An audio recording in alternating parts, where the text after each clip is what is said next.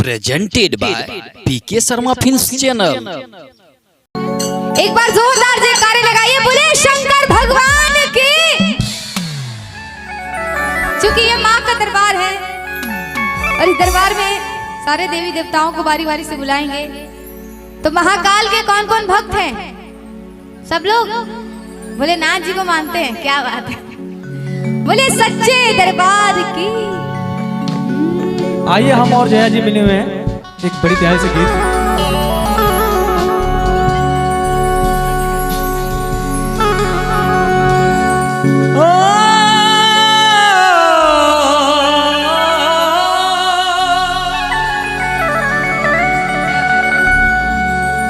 तुम्हें दिल लगे भूल जानी पड़ेगी, मोहब्बत की राहों में आकर तो देखो। तड़पने पे मेरे नाम फिर तुम हंसोगे, कभी दिल किसी से लगा कर तो देखो।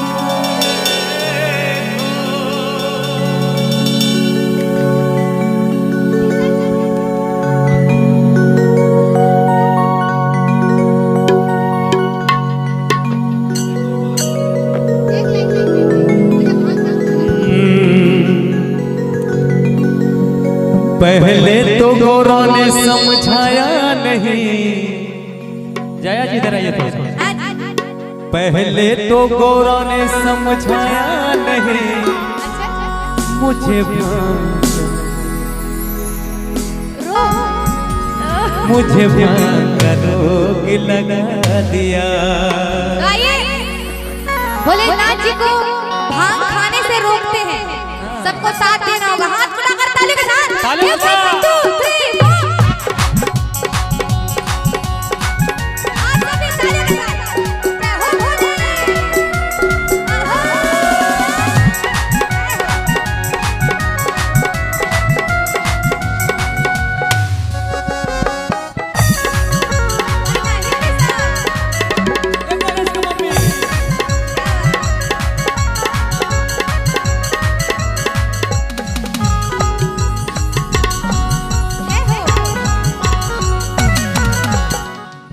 नहीं खाए को बम्बे बना है मिसरे मलाई। अच्छा ये ओ नहीं खाए को बम्बे बना है मिसरे मलाई, नहीं खाए को बम्बे बना है मिसरे मलाई। पहले भगिया तो पीस के दिया ए गणेश के मम्मी, बोला ना। ए गणेश के मम्मी बस पावर भाग अरे नहीं कृष्ण। बस पावर भाग किया दादा। ओ राम भगिया बढ़ेर किसर किसर होला बे। अच्छा राम भगिया बढ़ेर किसर किसर होला बे। राम भगिया बढ़ेर किसर किसर होला बे। दुख होला बड़ी दुख बसहाइना। तालियां इधर से भी बढ़िया। क्या बात। ए गणेश के पापा बोली बोली बोल दे एक बार आप लोग भी तालियों के साथ। ए गणेश के पापा अब से भाटुक साथ। गणेश के पापा अब से भाटुक साथ। गणेश के मम्मी बस पावर भाग किया दादा।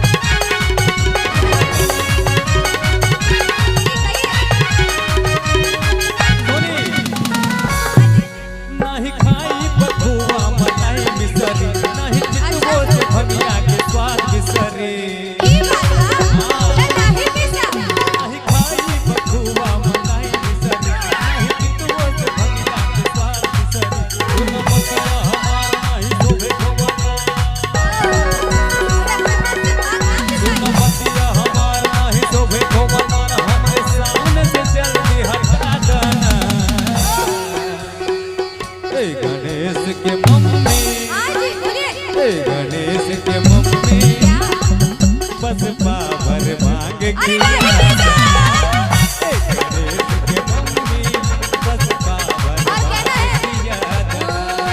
भोला न माने मेरा शंभू न माने, भोला न माने, भोला न माने मेरा भोला न माने रे। कैसे भोले को कैसे मैं मनाऊं रे मेरा भोला न माने, भोले को कैसे मैं मनाऊं रे मेरा भोला न माने, भोला न माने मेरा शंभू न माने, भोला न माने मेरा भोले को कैसे मैं मनाऊं रे मेरा भोला न माने, भोले को कैसे मैं मनाऊं रे मेरा भोला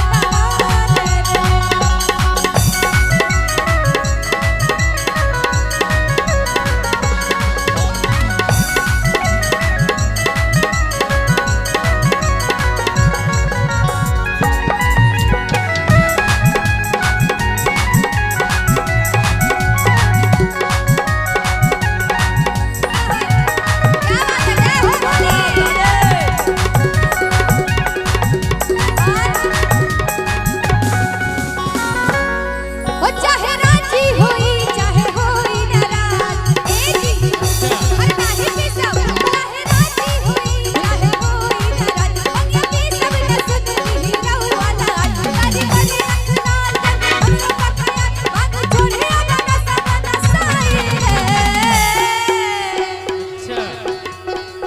ए गणेश के पापा बोली बोली बोल दे ए गणेश के पापा हमसे ही भाग पिसाए, गणेश के पापा हमसे ही भाग पिसाए।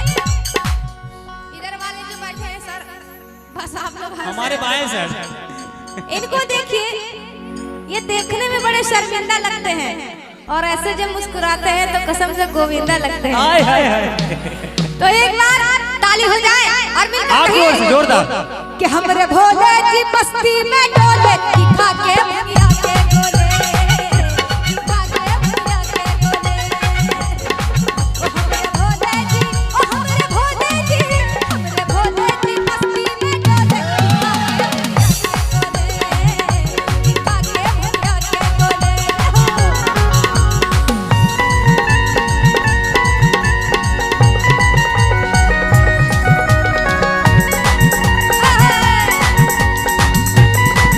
कैसे? अरे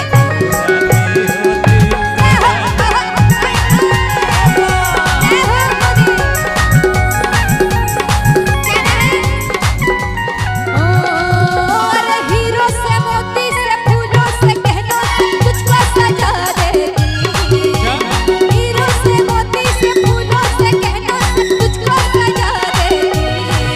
अरे तू होता भोला तो कोई मैं होती, तू होता भोला तो कोई मैं होती। अच्छा हम छोड़ते हैं, एक बिल्कुल आसान सा काम आपको देते हैं। हाँ दीजिए। आप गांजा नहीं पिला सकती है ना, नहीं नहीं एक छोटा सा आसान काम दे रहे हैं। भांग नहीं पीसेंगे ना, नहीं। एक छोटा सा आसान काम कर दीजिए आप। आप बताइए। अच्छा भंगिया न देबू त गांजा मला। एकदम भोलेनाथ जी जो है ना इसमें बहुत कम मेहनत है, इसमें कर सकते हैं आप। कर सकते हैं। हाँ अच्छा भंगिया न देबू त गांजा मला। सुन बतिया हमारा बचला, खोज कहाँ बचला लेके आब हमारे दम बस 4 नंबर के थमा देना। सुनिए भोलेनाथ जी, भांग तो हमसे पिसाएगा नहीं और गांजा भी हमसे नहीं होगा। गांजा ही बना दीजिए आप। ये सब कुछ नहीं होगा। आप बहुत भांग पिसवाते हैं, इसलिए गौरी मैया आप जा रही है गुस्सा होकर। कैसे जा रही है कि ना हमसे भंगिया हो, ना हमसे भंगिया पिसाइए गणेश के पापा। वो का है कि नहीं हर जात वाली साचो आप पिस देंगे। वाह क्या बात है।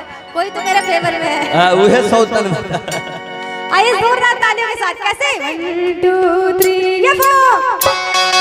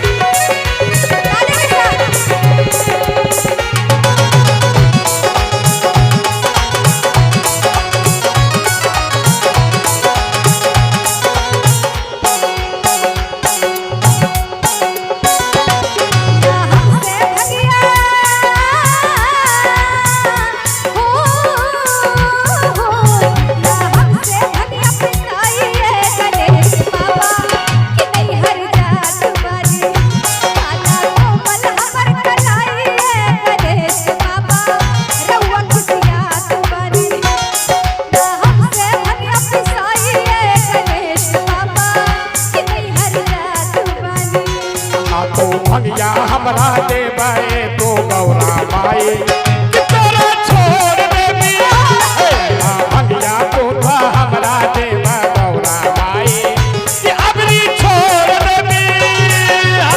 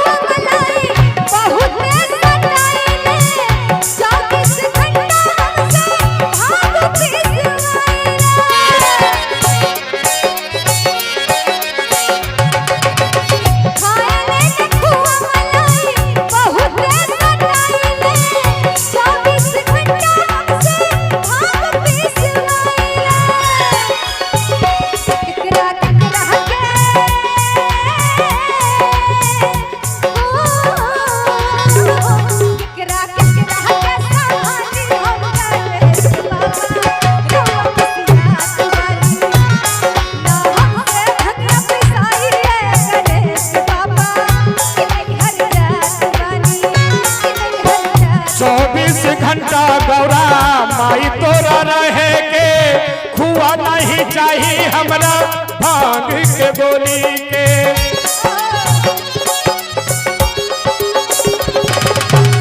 सबके छोड़े रामा